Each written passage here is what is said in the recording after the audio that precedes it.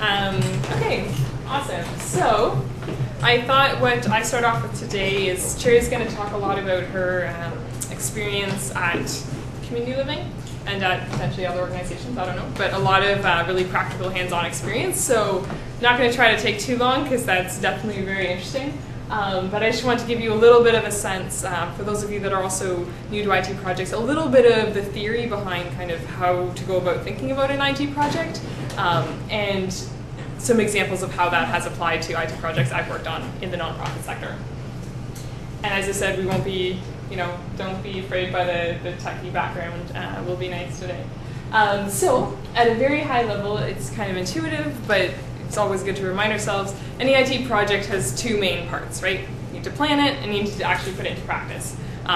Basically about half your time is going to be spent doing each one. Obviously if you plan too much and you never get anything done, that's a problem. If you don't really plan and you just jump into doing, that's also a problem. What I mean here by an IT project, it can really range. It can be anything as simple as you're buying a new printer, to something complicated like a website or a CRM implementation. So we'll try to kind of give some examples that span that range. And this particular framework I'm going to show you for how to, so the steps and phases involved in a project is fully taken from this great resource by Idealware. So I do not take any credit for this, and this link is in the slides if you'd like to read more about it afterwards. So let's talk first about planning and what that looks like. So there's four, in this framework that Idealware has created, there's four basically phases in the planning process. And again, I think they're sort of intuitive once we see them, but that doesn't mean we always take the time to do them. So roughly identifying goals, defining your needs, improving processes, and exploring your options, evaluating, and actually making a decision. So just to start off really simple, let's think to the case where we're going to buy a new printer. In what this would be, okay, well, we need a new printer. Maybe our current printer only works in black and white, and we need one in color. So our goal is that we want a printer that does color. That would also be our need, specifically the requirement. Maybe there's other requirements, such as the number of pages it can print per minute, the amount of energy it consumes, if you want an energy-saving one, etc. Then we would look at improving our processes. When it comes to printing, there's not really too much in the way of processes to improve. But in a case of a more complex system, we would have that. And then we need to maybe do a little bit of research on different printers available in the world. What are their costs? Do they actually meet our needs? Maybe we'd talk to other nonprofits that had recently bought a printer and see what they thought. And then we would make a decision. So that's kind of roughly the planning process. So I want to share an example of what that looks like in the case of a little more complex project that's not quite as simple as buying a new printer. So the story behind this is an organization called Maytree. They are a nonprofit that does a lot of work around immigration, diversity, and very interesting issues like that. And they were in a situation, about 25 people in their organization, doing a lot of fantastic work on a lot of different programs, but really struggling because the database that they were using was an Access database that they had had for about 10 years at that point, and it didn't have a lot of, there was only one person within the organization who really understood how it worked. Again, an accidental techie herself, it was very difficult to update information. It didn't really have a lot of the information that they needed. So people weren't using it. People were also creating Excel spreadsheets, various other records all over the place, right? Very familiar problem. I think a lot of us have experienced that. So they decided that it was time for them to upgrade to a new CRM, which stands, for those of you who aren't familiar with that term, that means Constituent Relationship Management. So it's a database system that you could use at your nonprofit, and that would help you track all the types of people that interact with your nonprofit and how they interact with you, so you can manage those relationships with them. So I'm just going to briefly walk through how they went through the planning process in order to decide what they needed in a CRM, because this is certainly a system where you want to do a lot of planning, and sort of what advice we can take away from this particular case. So first, as always, identify goals. So in their case, they had three main goals that they highlighted. The first one being the most important, and that was that they wanted to track all contacts in a single system that was consistent, accurate, and up to date. As I said before, they kind of had stuff all over the place, and that's a risk, and that actually also gets into their second goal of building institutional memory. So if somebody owns one person owns a bunch of contacts in their spreadsheet and then they have a bunch of communications with those people in their email. If that person leaves, well, what happens to the relationship? It basically falls apart, right? There's no one to kind of pick that up. So by keeping this all in one place, you can have this ongoing institutional memory. Also, by having it in one place, you can find out if people, if one person is interacting with Maitri and different programs in various different ways. Otherwise, the programs weren't really talking to each other and sharing data that much, which gets into their third goal, to further engage constituents in Maitri's work, because you can't even do that if you don't realize who are your engaged constituents to begin with. So that was the goals that they identified, and then from there, they needed to define their needs for the system. So what I've put here are just a couple of the examples of some of the requirements they identified. Obviously, the list was much longer. But what's more important was that the process that they went through to do that. And they did a quite extensive process. Involved a few different kinds of things. One of the things that they did was we talked with, and I was working with them on this project, we talked with various different key individuals in the organization. And by key, I don't necessarily mean the people high up, but the people working on the front line, right? Actually who would be using the system and doing the work. We talked through what were some of the processes that they did currently, what were some of the gaps in the processes, what were their needs, etc.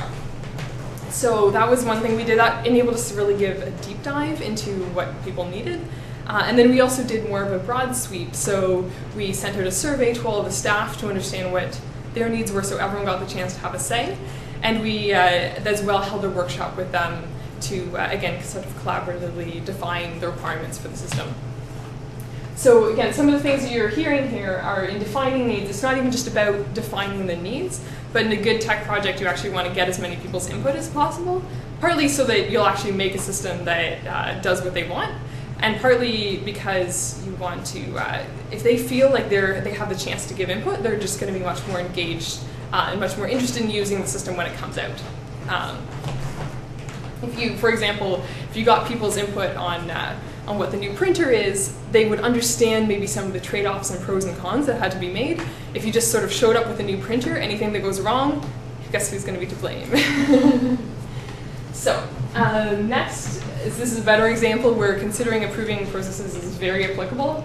So and one example of in their particular case was that in the past they didn't track speaking engagements. So if this a sort of question came up of, oh, has our CEO ever spoken on this topic before?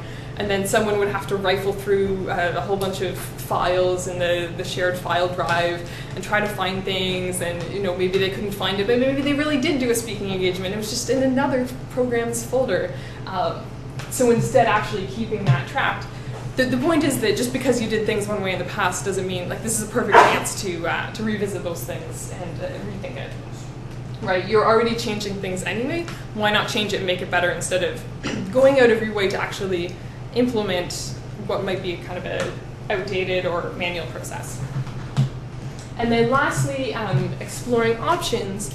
The three systems they chose to look at were Salesforce, Sumac, and Sugar CRM, and that was already narrowed down from, of course, the many, many CRM systems out there. And they did a few different things to test out the systems. They tested them out themselves, kind of got a feel for them. What are they comfortable with? What kind of interface do they like? What feels easy to use to them? They also spoke to nonprofits who used it and got demos where possible, as well as actually looking at the features of the system and looking at what they cost and making a decision based on that. And in this case, they actually decided to go with Salesforce. But the point is, there's many nonprofits who skip right to the end and would say, would have not done any of this and said, oh, we need a new CRM, let's use Salesforce. And it's not that Salesforce was the right or wrong choice, but if you haven't actually done all this work, you're not really going to have done proper planning and know what you need. So a couple of things that I think are really good to take away from what their project is towards your projects in the planning phase is, first of all, really taking the time to figure out your needs, whether it's just buying a new printer or whether it's a new CRM system. If you don't know what you want, you're not going to get it, probably, right? So, take the time, as I said, not too much time, it should be proportional, but really take the time more than you think to do your research, to ask people for feedback, to get as many people involved as is possible or realistic. And then another point here is don't let yourself be drawn in by a sales pitch, right? If you've identified your needs, say for example in this CRM example, when they went into a sales demo with a company whose product they were considering, they went in with a list of requirements that they had already outlined. And they sent that to the company, in fact, and said, this is what our requirements are. If you don't do that, what you're going to get is a demo where the vendor will show you all the great things about their system that work really nicely. And that's fantastic, but maybe those aren't the things that you need to do, and maybe the things you need to do are super clunky, right? And if you don't ask, you don't actually are specific about, okay, well that's nice, now show me X, Y, Z, then you're not really going to get a realistic picture of what that system's like. So those were a couple of things that they really did well. They were really grounded in what their needs were when they were doing their evaluation, and that really helped them. The second, I think, really great lesson we can learn from them that applies to all projects is that, especially for larger projects, maybe the printer you can do all in one shot. I don't know how you can implement a printer in phases, but for most larger projects, it's okay to think about maybe breaking it down into chunks. So there's something very overwhelming about the concept, especially of implementing a new CRM and doing it all at once. It's a lot of work involved, a lot of money that you can't always afford.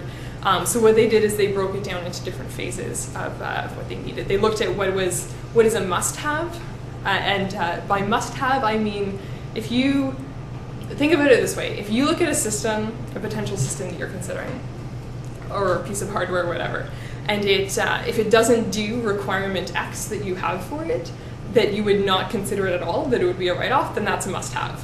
Sometimes it feels like everything is a must-have, and that's usually not the case. So they really considered what was a must-have for them and what would be nice to have, and put those into a second phase when they had more time to adjust to the system, kind of iron out some of the kinks of just getting it rolled out. So that was a couple of things that they did, and we also have a case study about it on our website, so you're welcome to read more about that. So that's a little bit about planning a system, but once, of course, you've done the planning, time to put it in place. So the five steps we can think about this in are in terms of implementing and configuring the system, migrating data, defining usage and support, training users, and then measuring and check-in.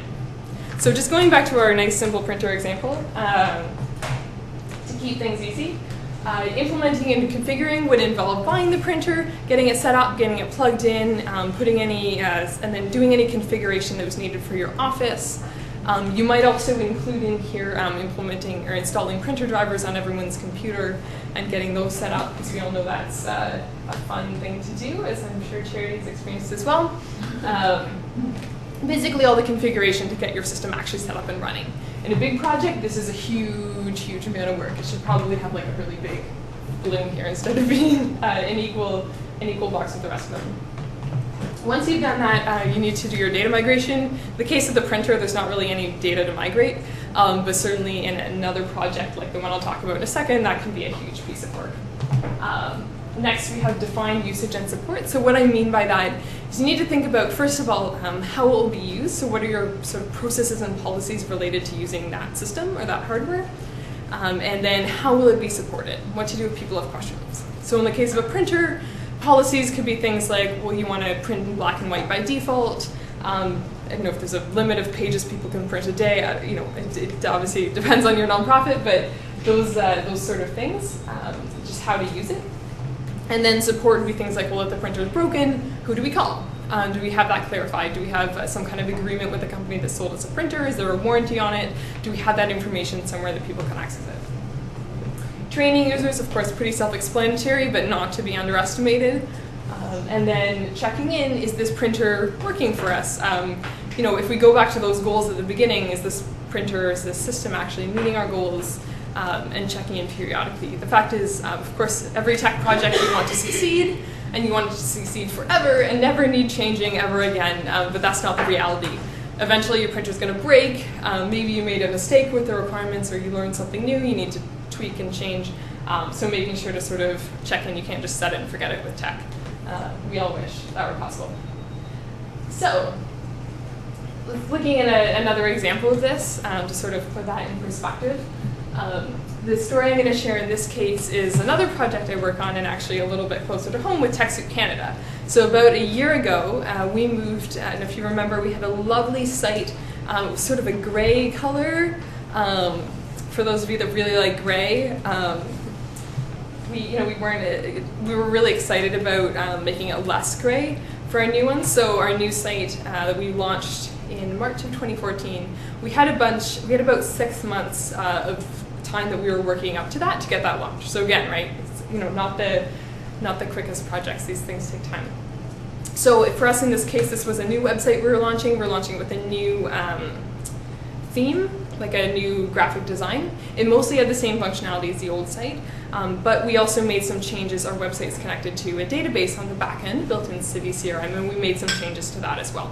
There's some new modules as well we're using. It's a Drupal site, so we had upgraded and added some new modules. So that was a project we were doing. I was project managing it on the TechSoup side, and we were working with a technical team that actually is based in Poland and is part of our TechSoup Global Network, and they were doing the implementation. So that's sort of to set the scene for you guys of what we were doing. So first of all, the main thing we had to do was implement and configure the system. So as I said, that was mostly handled by the tech team, but we were the ones that understand in depth how to actually configure it to suit our needs and our requirements in Canada. So a couple of things about this. As I said, yeah, the Polish team was working on it, and we were doing a lot of the testing and checking in. So what we did is we actually, and I won't necessarily say this is a best practice, but in our case, we even used just a simple Google spreadsheet, and we listed all the issues and tasks that had to be dealt with, and then we would put comments on to respond back and forth with the tech team and versus our team in Canada of how each issue or task was going and how it was being resolved, to describe it. So that was the configuration process. That was a big chunk of the work. The other big chunk of work we had to do is the data migration. So this was, again, something that we were because I said there's a database involved, so we were moving from our old database and just upgrading Civi CRM to a newer version and just making some tweaks to the way the database was set up. So that was also quite a bit of work, and we flagged very early at the beginning of the project that this would be an issue. It's the kind of thing that if we had left it right until the end and then been about to do the upgrade and tried to migrate the data, it would have been an absolute disaster. The whole thing would have crashed, we would have not been able to launch, it wouldn't have worked at all. So what we did was we were actually really proactive about that. We met with the tech. We knew that it would be an issue. The tech team didn't think it would be an issue. So we met with them very early in the project, and we said, like, guys, our data has some issues. We need to talk about this. Let's talk about what change we're going to be making and how we can really address this. So we were able to come up with a strategy which involved a script and some various other initiatives that would clean up our data and make it go fit nicely into the new database. But again, if we hadn't, as it was, there was, still a little bit of manual checking that needed to be done. But if we hadn't done that, the whole thing would have just been a complete disaster. So cannot underestimate the importance of data migration. Next, of course, as I mentioned, so defining usage and support. So in our case, most of this that we worked on in terms of usage and support was on the back end for our staff. How are they going to use the website and the database? Because most of our staff is this the primary system they use on a day-to-day basis, especially our account managers who take phone calls and emails every day from our member nonprofits. So, defining what some of the new processes would be for them as a result of the changes to the system. And then how do we deal with special cases? So a really big one for us is what happens if our website goes down, right? We have a service that we want it to be available 24/7 to nonprofits to be able to use it any time. If you need your Microsoft Office, we want to be able to get you on there and make your order right away and not delay for that or not have the website down and unavailable. So in the past, we had a system. We have an issue tracking system where if we have a bug, we raise it, it goes to the tech team. So originally we were using that system to identify that the website was down, and that it would sort of be the thing where you raise an issue and then about an hour later somebody responds to it and says, oh, okay, I'll pass this on to somebody else. And they would pass it on to someone else, and about 5 people later someone would actually deal with it. And I said, we're not really comfortable with it taking that long for the issue to get resolved. We think our members deserve a little bit better than that. So we worked with them to come up with a new system where we just call a phone number, tell someone straight away, they just deal with it. It's way, way faster. So again, sort of defining those processes, what they are, making sure it's well documented. And then time to train users. So we did this in a few different ways in this particular case. the first thing that I did was I got everyone involved in actually testing the new system.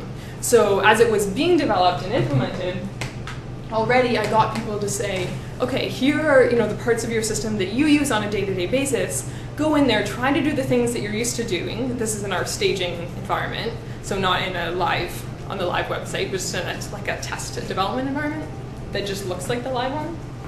I said, go in there, try to do the things that you're used to do, and tell me what's wrong, or tell me what you don't understand how to do, and then let's work from there. That can be the basis of training, but it can also be the basis of finding bugs and issues. So you're already going to have a better sense of sort of what's coming when this thing launches.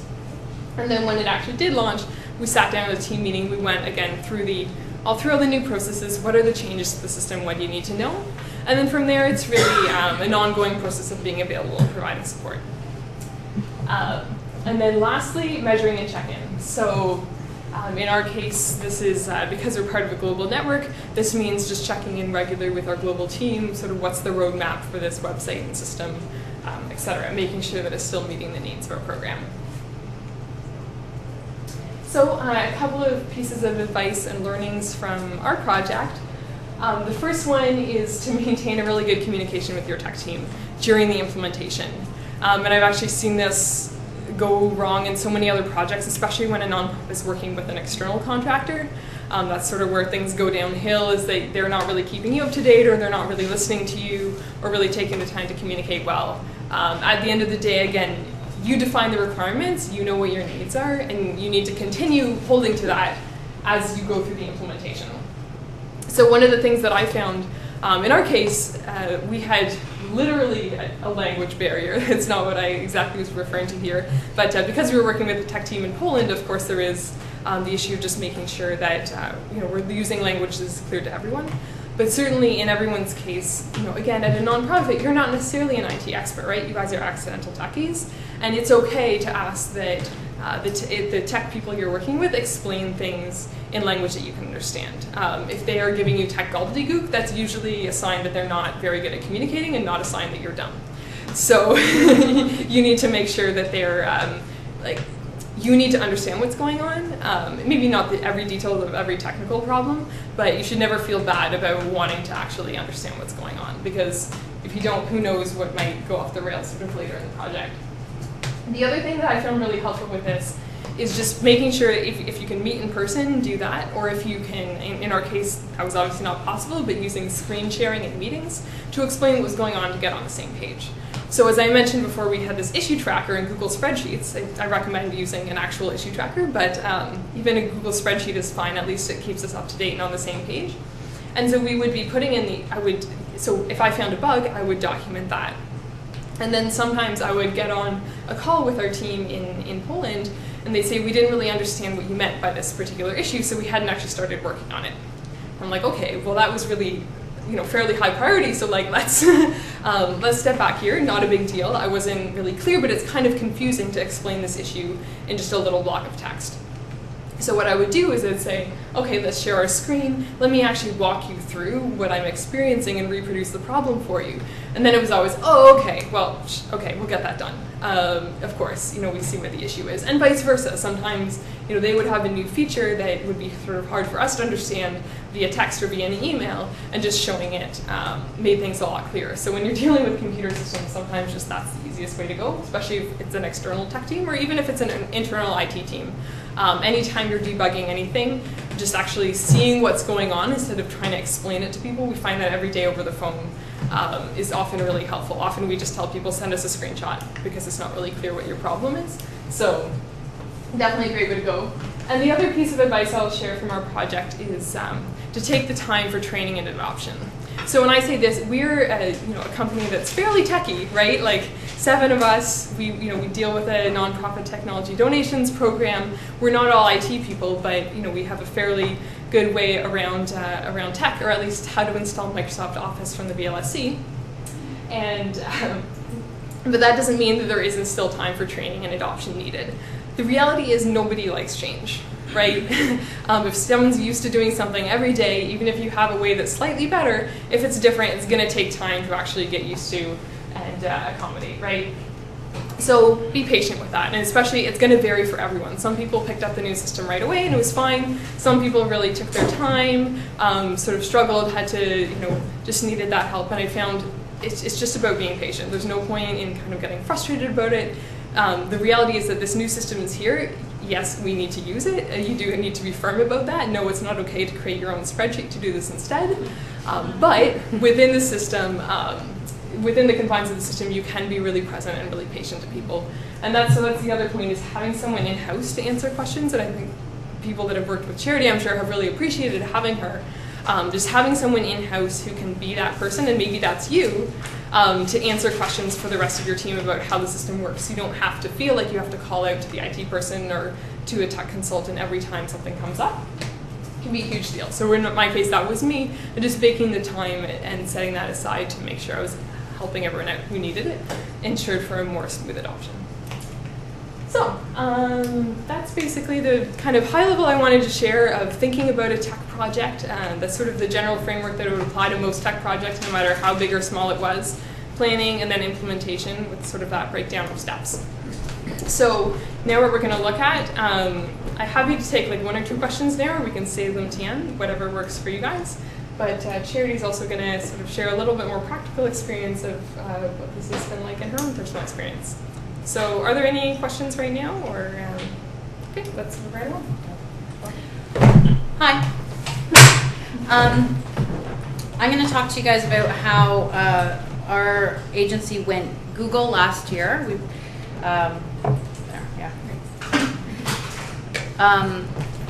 Why we made the decision and how I helped a staff of 50 people who are not tech savvy kind of move from an Outlook to a Google atmosphere, and just kind of what helped along those lines. Why is that red? Is that okay? I'm going to try now. Okay, there you go. So, I don't know if you guys can all read this. The first guy is saying, you kids today with your cloud computers and your googly docs. In my days, we attached our files to our emails and we liked it that way. And the guy says, Dave, you're like 2 years older than me. So I love that because that's exactly what happens in my office. I am, my title is executive assistant, but I actually do IT and communications. And by IT, I mean helping people with laptops and PC issues, if they need a driver installed for their printer, if the printer's not working, changing the toners, helping people with, what was one of the, I have somebody yelling down the hall, Charity, it's doing it again! And I'll run down the hall and she just has bold clicked. So, okay, it's all right, Linda, we'll just unclick bold. There you go, keep going. So it's everything from that to setting up new mobile phones and ensuring that the right settings are hooked up for somebody who might have a visual impairment and needs a specific font size on their phone, and or needs a certain ringtone, or needs it to vibrate so that they can actually feel it instead of just relying on sound. So it's huge range. I'm also in a position that my director really trusts my research and decision making for what our company, or what our agency needs. So administratively, we have about 50 staff who have 50. So I have 50 emails, laptops, computers, and probably about 25 mobile devices that I'm helping people with. Of my 5 days of the week, I spend 2 full days spread out over the week on reactionary IT needs. So as Tierney mentioned, change is a 4-letter word for anybody. Over 20 years of me working in nonprofits, nobody wants new systems. They finally just discovered how Word works. They finally figured out how to do this, and now Microsoft just changed it. That's what happens. Every 2 years, Microsoft updates their software, and even faster than that. Every year, mobile phones are updated. Our contracts right now, we're able to get, with a 3-year contract on our phone, we can upgrade our devices every 12 months. So if somebody wants a new phone, then I sit down with them and I teach them how to use that new phone. One of the things that I like to do is I don't like to give people too much choice. I find with people who are not tech savvy, and most human services people are not tech savvy or admin savvy. They just want to get their work done, they want to be productive, and they don't want to have to deal with settings and with clicking buttons and saving it in 3 different places and doing this and doing that. They just want it to work. And that's what I'm there for, is to help them be as productive as they can. And you know, there are probably a lot of settings and a lot of features that would make their job go a little quicker, but they're just not at the point that they want to learn or can learn. So I really approach people individually with what are their skills, what are their needs, and how much patience do they have to learn a new program or a new part of a program. My last point here, agencies, I think agencies know and understand at a broad level the importance of technology, but we're all restricted by budget and mission. This time last year, we were having difficulty with our server, and the piece that we contract out is our IT networking. So somebody takes care of our server and does our networking, because we are spread out over 3 cities, Milton, Georgetown, and Acton. So they deal with all of the higher level stuff. I deal with more office-based stuff. And he couldn't understand, he did not understand why we weren't upgrading our system. You know, I'd been doing research for the last 2 months. We knew what we needed. We just didn't have the money, as always. We know we don't have the money. It's a $50,000 upgrade, because not only do you need a new server, but the server needed new software. Well, that software doesn't support XP, so all of our computers, our 15 computers in the office, had to be upgraded to support Windows 7 so that they could work with the new server. So it just kind of snowballs to, it's not just a new server. It's a new server, the new software, the computers that can work with that server, and teaching the people how to go from XP to Windows 7.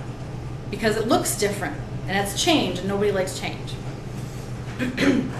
So I was in the room with my director and Ray, our IT guy, and I could tell my director was just getting so frustrated. She just wanted to yell at him. I could tell she was getting frustrated. And Ray just didn't get it. You know, you need this. You're looking, it's gonna crash, it's gonna crash. And I said to Ray, you have to understand, we exist to support people who can't support themselves. If one of the people that we are responsible for needs a wheelchair accessible bathroom and we have $50,000, the $50,000 is going to help to install wheelchair accessible features in that bathroom, because that is an everyday need for them.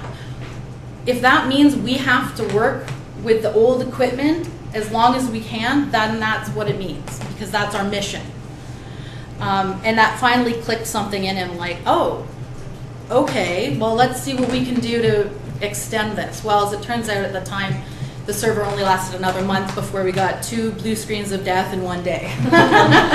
So we had already made our decision about what we wanted to do.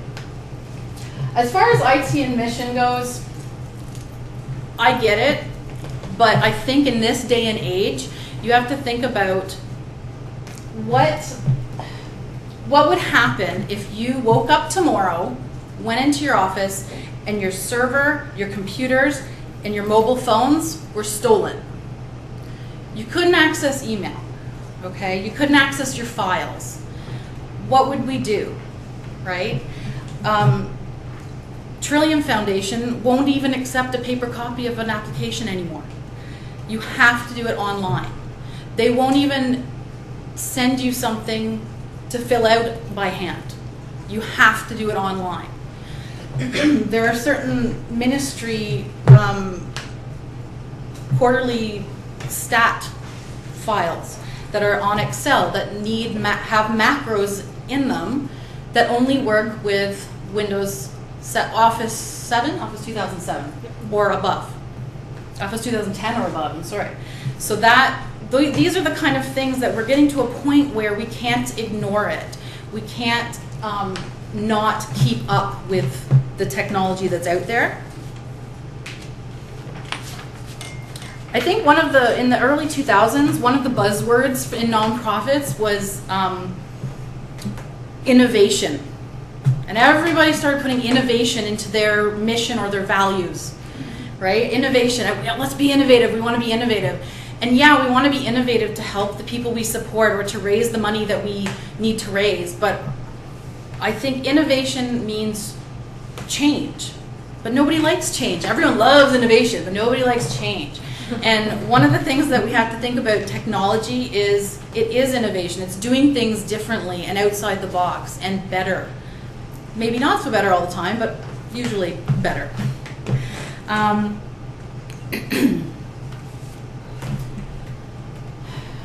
Reactionary is a big word in nonprofits, especially IT nonprofit. It breaks, we fix it. But we can't keep that up, because if our server breaks tomorrow and we have no plan and we have no budget, then what are we going to do? How are we going to support the clients without our electronic files anymore? One of the things that I also helped implement this year was a budget line. Our agency was founded in 1955 and it did not have a budget for IT. I'm talking a $10 million budget because we own 14 properties, houses, group homes. We did not have an IT budget. Our little piddly $5,000 a year IT budget has come from me being able to find money by downgrading our photocopier, by changing the people who do our garbage route, by doing this. I've pulled money here and there and here and there, and I've got a little $5,000 pot of money that hopefully will be enough for a little while. But it can't just be reactionary. We need to think about it the same way that we think about supporting our clients and doing our mission, because it really is part of what we do. We can't do what we do without technology. This is what I've done in the past 12 months at Community Living North Halton.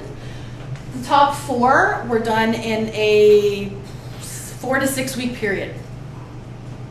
Because again, as I mentioned, it's not just one server. It was the server and the desktops and the laptops and the upgrading from XP to Windows 7 and then once you get rid of your server and your Exchange email server, well, what are you going to do with your email? We had to decide, are we going to go with Outlook or are we going to go with Google?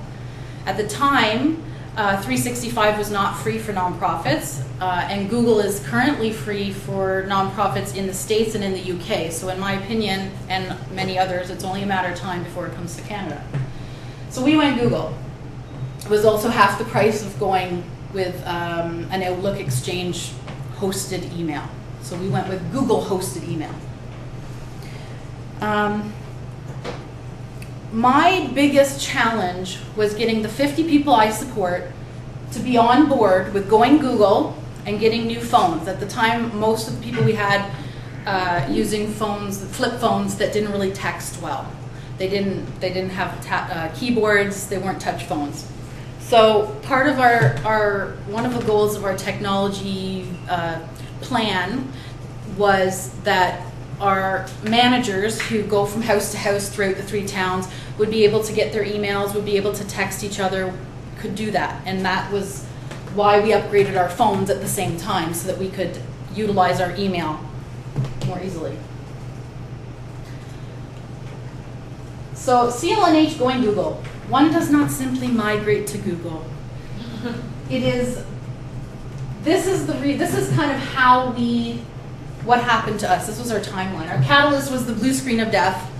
2 blue screens of death in one day really freaked me out, because not only was our files saved on our server, but our scheduling system for our 300 support workers who work 24/7, 365 days a week. So that's what also pushes our payroll out as well, as our scheduling system.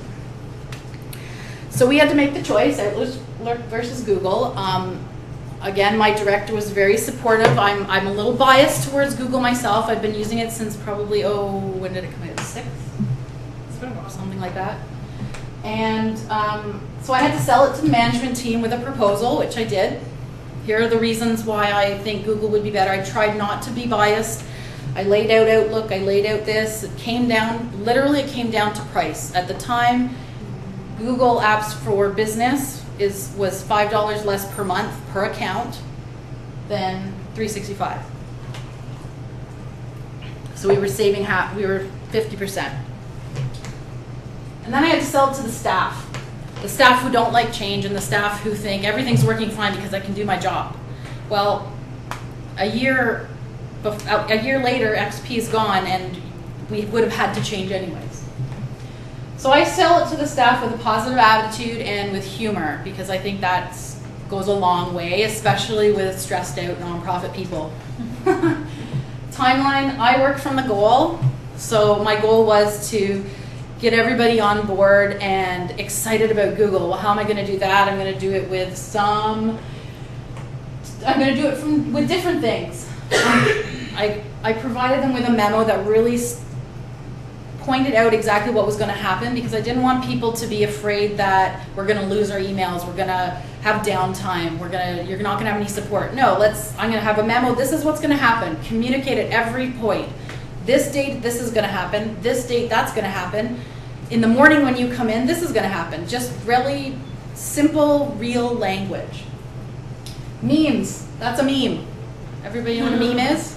I was very inspired by TechSoup's meme blog at the time, and I had a lot of fun with them. I ended up sending a meme out every day for 2 weeks, and everybody started really looking forward to what I was sending out, and they thought it was great. YouTube. I'm a really big advocate for don't reinvent the wheel. There's a lot of great how-to videos on YouTube, and I found a couple really easy, basic, simple how to send an email, how to change your signature on your Google site, because you got to think the difference between going from Outlook to Google is a real change, not only visually but also where you find things and the language they use. You don't sort in Google, you search in Google, right? You don't flag, you star. So there's little different nuances. Screenshots. I think Tierney mentioned screenshots. I love doing screenshots because screenshots with arrows really is very simple and basic, and you can send it to all 50 people.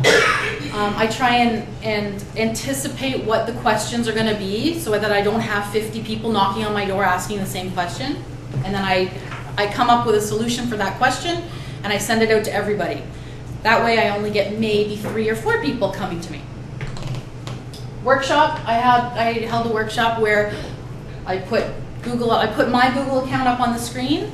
I walked people through it. I invited everybody to come. I think I invited all 50 people to come, and maybe 12 people showed up, which was fine. If those were the people who really wanted it, then they showed up.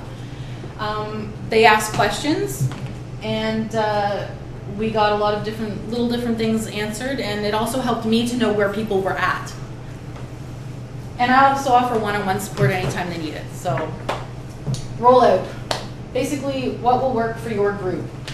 Which communication piece will work for your group? How are you going to roll it out? In what order? So again, anticipate the challenges and the questions. The fears that people had, fear of change, fear of being confident or productive. They don't want to. People are scared. They're gonna ask a stupid question. There's no stupid questions. There's no stupid questions when it comes to technology.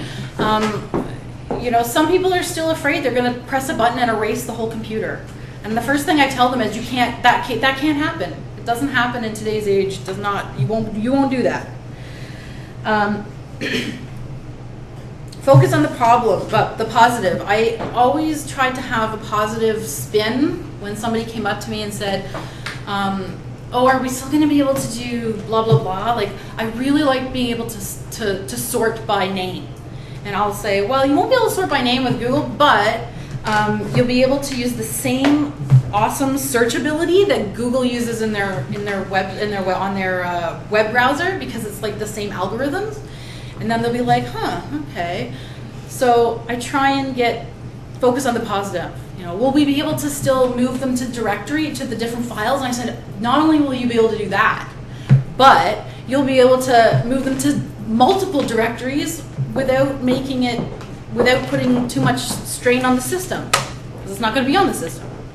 Also, you never need to delete another email, because you get 30 gigs of space. So positive stuff, constantly just letting people know, keeping my ear open, walking past a conversation, somebody's talking about it, I'm like, hey, you guys talking about Google? Yeah, you have any questions? You know, like, just kind of get right in there and be proactive about it.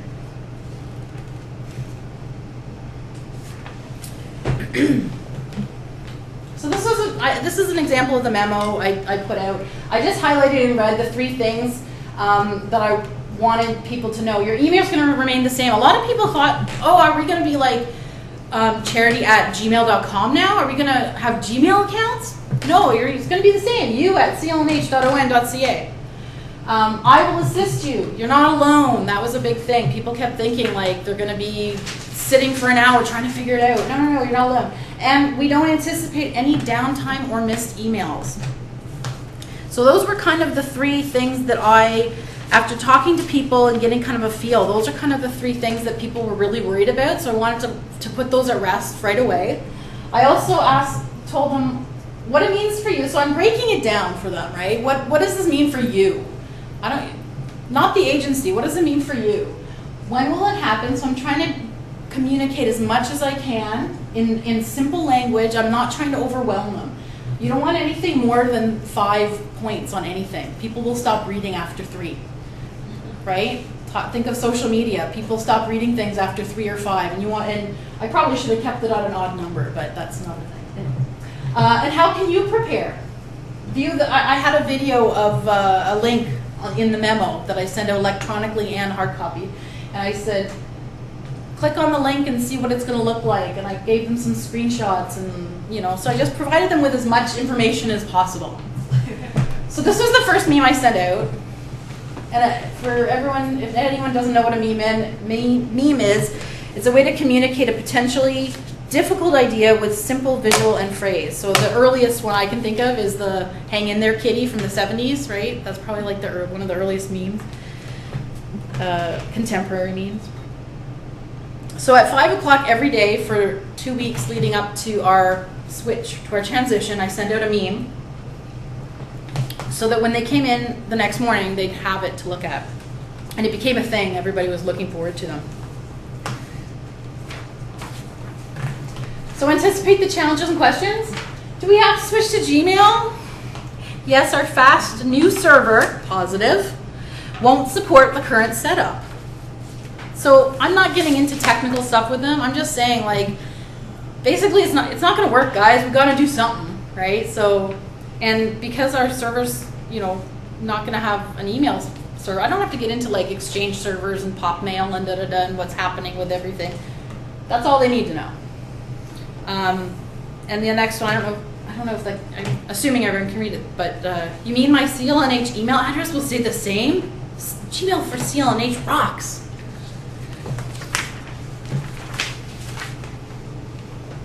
We had huge spam problems before Google. So Gmail has awesome spam filters, and they really do. Again, that was something that it's simple. It's one of the problems we were having that will be solved. Stop messages after pressing send. Gmail for CLNH is awesome. So that's one of the features that I love about Gmail. And it's actually in a setting. So I had to go around to everybody's computer and put the setting on, which I didn't mind doing because it made people happy. And then let them know that you understand. Get your email from any mobile device. That's great, but it's also not so great because you'll be accessible at all times, right? So I had my executive director actually was so against having his email on his phone because he knew he would look at it at all times, and he didn't want that. But I mean, that's the way it is now. It's the way business is done. And he's off site a lot, and he's going to need to access his emails. Frustrated with the new technology? Feel free to ask for help. I know they're frustrated. I can hear it. I know that they're having difficulties. I'm not blind. And then remember to celebrate, because it's a huge process and it's a huge change, and it's something that with anything, any technological change, people need to know that they're doing a good job, right? Because they may not think that. They probably think, oh my God, this is horrible. I'm so unproductive and this is not working. But you know what? It is working, and you guys have done great, and kudos. So another thing, this is an example of a screenshot. This is the kind of thing that I do. So I will do an actual screenshot. I'll make it into a JPEG, and then I'll add instructions on the top with arrows pointing to exactly what each instruction means. And I'll do it in 5 steps or less. So I'll send them an email, how to change your e-signature in 5 steps or less. How to put your vacation notice on 5 steps or less.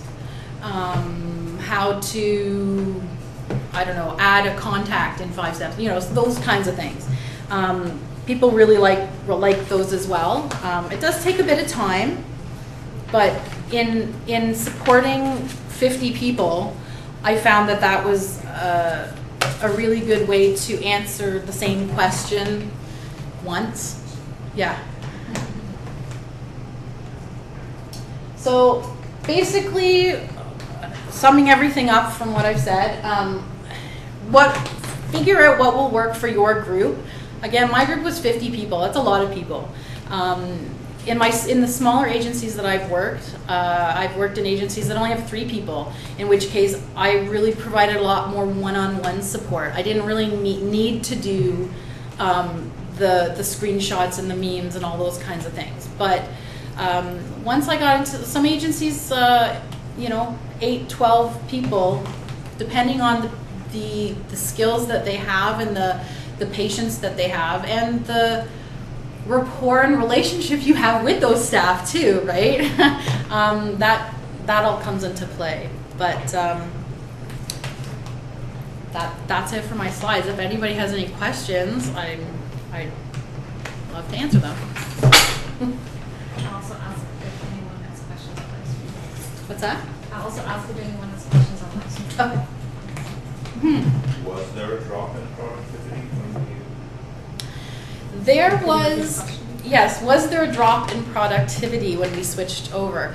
I would say there were a couple people that did have a drop in productivity, but I have to give them kudos because they were really trying to figure out themselves first.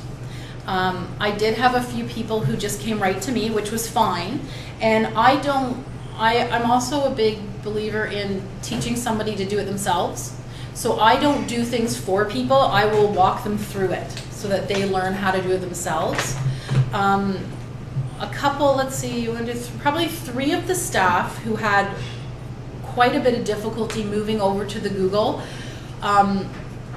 Google Apps for Business has an app that you can sync with Outlook and use Outlook as your email application, as your interface. So I did not make that known until people were having too much trouble. I really wanted them to give it a go. After 3 months of people using Google as itself, I asked people, guess what? Guess what? There's an Outlook syncing app. If anybody wants to go back to using Outlook, we can do that. I think out of the 50 people, 3 were already using it that I set up because they were having a lot of difficulty with the learning a new program. I think 2 wanted Outlook on their machines. The rest of them stuck with Google. About 2 months ago, I did a survey monkey to the 50 people who had Google, who were using the Google and Outlook, and I asked them, it's getting, we've been using it for almost a year, we want some feedback. Would you want to stay with Google, go back to Outlook, or you don't care. And 40% of the people said they don't care. So to me, that's good. If they don't care, if they're fine with Google, you know, then that was fine. And I think 50% of the people responded. So I got 25 people responded to the survey, which is actually a really good response for a survey. So yeah. Yes. Oh, sorry. Sorry, go ahead. I'm curious, when you go to the Google Apps from Microsoft Office, that you are including Word to the Word and Excel no longer being used and using Google Apps for the spreadsheets and documents. Okay, so the question was if we started using Google Word and spreadsheets as opposed to Office. We did not do that. That wasn't a change that we were able to make at the time. Right now, because of some of the spreadsheets that the ministry requires us to use, at least our controller and our finance department has to use Excel because of the macros and a lot of the functions that it does. That's something that we're going to look into in the next couple of years, but because of the TechSoup discounts that we get, we didn't find it a difficulty to purchase the licenses we needed. Financially, we didn't find it a strain. So, but I will say that I do have a couple of teams in our group, so a couple of our management teams who work off-site quite a bit. I do have them backing their documents up in the Google Drive. They're still Word documents and they can pull them up in Word, but they're backing them up and they're able to access them off-site easier than they would otherwise. So I do have some staff using the different features, just not everybody. For our situation, I don't know that would be a good move at this point. So a question from Allison on live stream. So because you're pretty much the only in-house IT person, how do you personally manage your tasks so you have time for the long-term IT projects, but still have time to put out the little IT fires that happen daily? So how do I plan for long-term IT and put out the IT fires daily? Again, it's a lot of the IT that I do is reactionary. So it's my phone's not working, my phone's not charging, my computer's battery's not staying charged, my cord's not working anymore. I actually had a staff member who had a cord plugged in, and she comes to my office and she says, "Do you have an extra cord? Because mine's kind of fizzling." And I'm like, fizzling? What do you mean?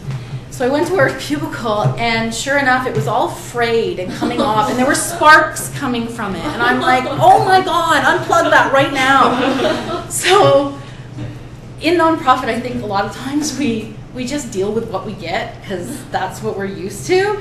But when it's something like a fire hazard, that's literally a fire that I have to put out. How do I plan for it? Well, we do have a technology and communications committee, and we do have a long-term, it's a 3-year plan for technology. We meet, I have a committee there's 3 of us on the committee who's only agreed to be on the committee, and we kind of look at that once every couple months. We look at the plan and see if that's still applicable. I've really advocated for the plan to be a working document. It's not something that's made in stone because technology changes so fast. I don't really know if that answers the question. Well, how often do you guys meet the committee? We probably meet about once every other month. And I mean, the long-term things, a lot of the long-term pieces are based on financial ability, budget ability. And our, it's really more the reactionary, putting out the smaller fires every day. I am the only IT person I was hired as an executive assistant, but what really made in the interview, I was told later that my abilities, my IT abilities, and my social media experience was what got me the job. So I knew going into the job that was what they were looking for, was somebody with the experience, with the IT experience, but who also had the nonprofit background. She said it helped. Okay, Yeah. great. Yes, back there. Hi, I've actually a question for Tierney. As part of that planning implementation process, do you have any tips or advice for how to build in a debriefing after the thing has been done in a productive way? Because I think often, we redesign a website, or we build a new content management system, or whatever. We really don't want to do that again anytime soon. But there's good stuff that we've learned, and how do we capture that in a positive way to save up for the next time? Yeah, I think I liked what Charity said about giving it a little bit of time, but not too long. Like, I think right after like we actually did that with our website project. So right after you put it in, it's all just a kind of a blur of trying to get everyone trained up, answer everyone's questions, and then everyone actually gets the chance to learn to use the new system.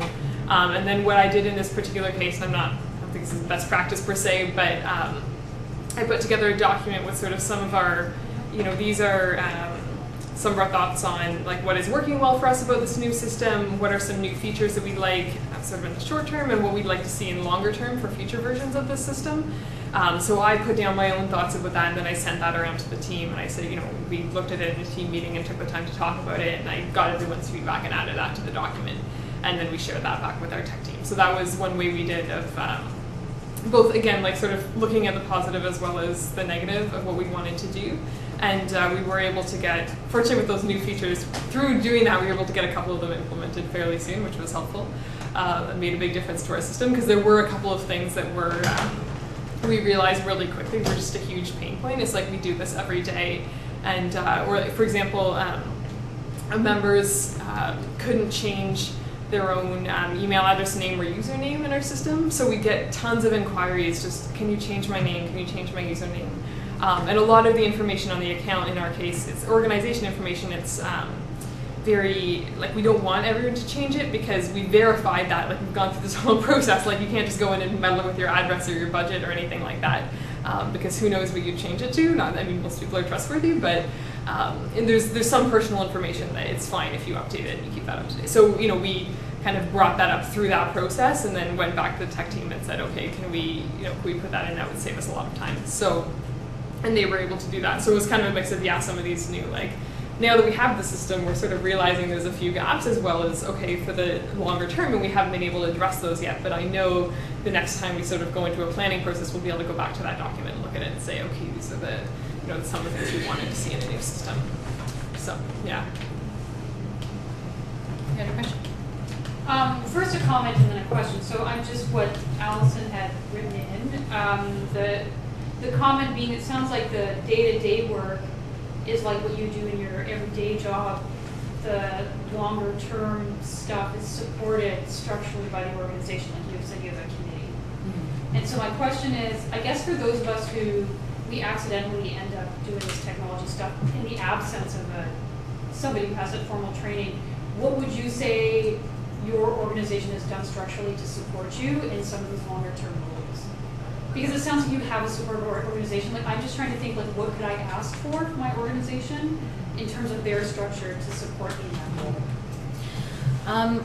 And that might be strategic planning or something, but it might be committee work, I don't know. Well, and I think maybe part of the strategic plan needs to be an IT plan, right? A technology plan, because really, the server is only going to last you, 4 or 5 years if you're lucky, and working in the cloud isn't a solution for everybody.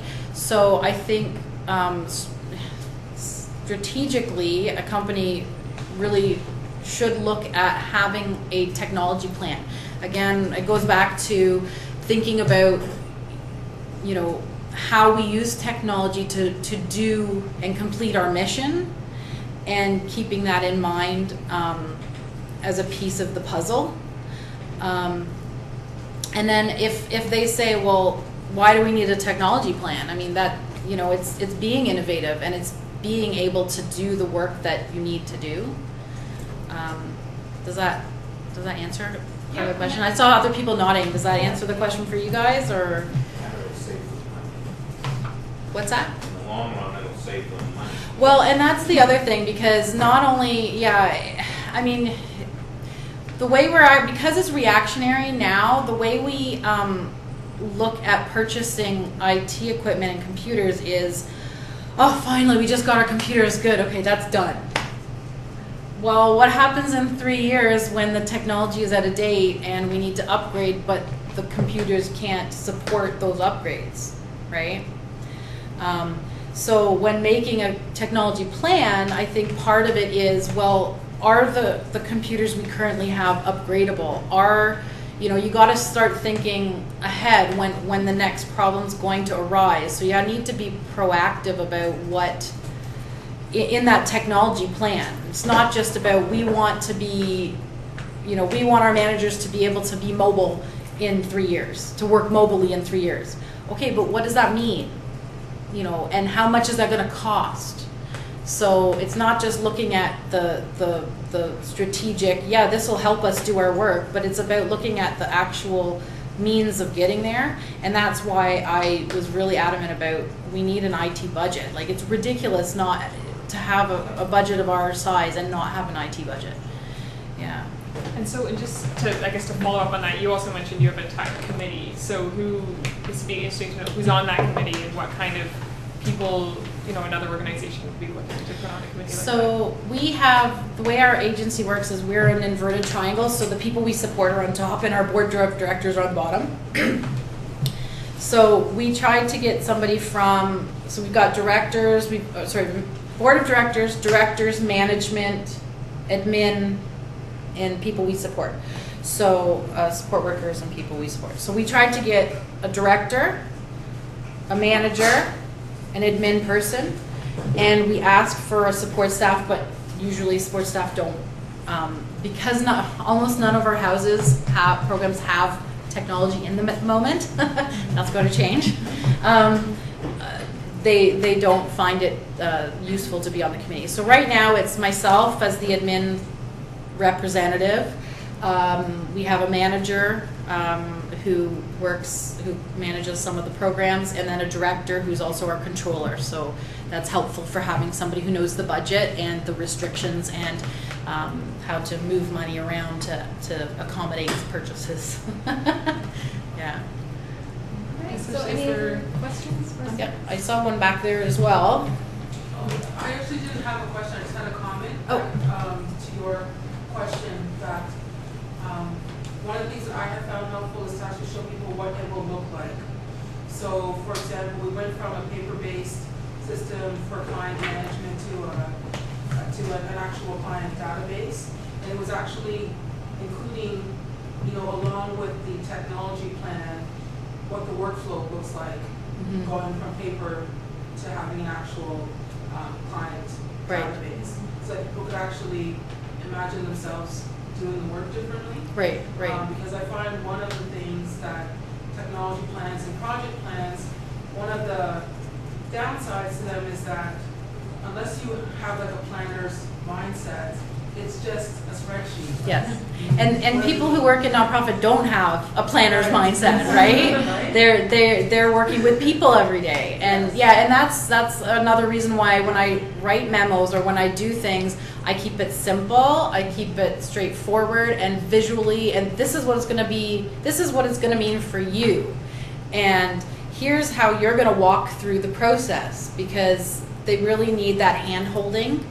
At the different steps, and to know exactly what you're saying is like to know how the timeline will affect what they're doing and how they work. Yeah.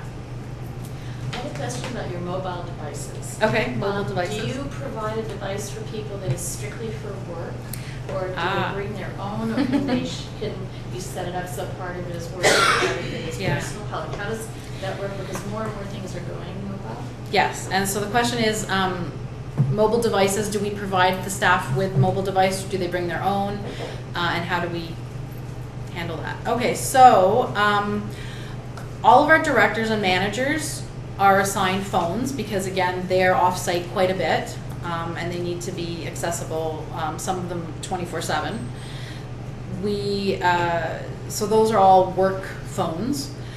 We do have a handful of people, including myself, who it's called bring your own device now, and that's kind of a big movement in technology in business, is people using their own devices at work, and the ramifications of that. How does that affect, work information on a personal device and security and privacy and all that stuff? So depending on what that person is doing, what their role is, we would allow them to bring their own device. So I use my own phone at work because I don't interact with our clients, and I don't share client information or scheduling information or private information. All of my phone calls and texts are usually about technology things, finding out where somebody is, where are you? I can't find you in the building, or those kind. What time are you getting here? So those are my issue, what I do. The agreement that I have with my director is that because I use my minutes and my data plan at work, if I go over what my monthly bill is, they will reimburse me for that. I have a very good plan, so far it hasn't happened. But we have another person who his role is to find jobs for the people we support. So again, he's not sharing information about clients, he's just interacting with the businesses trying to get jobs for them.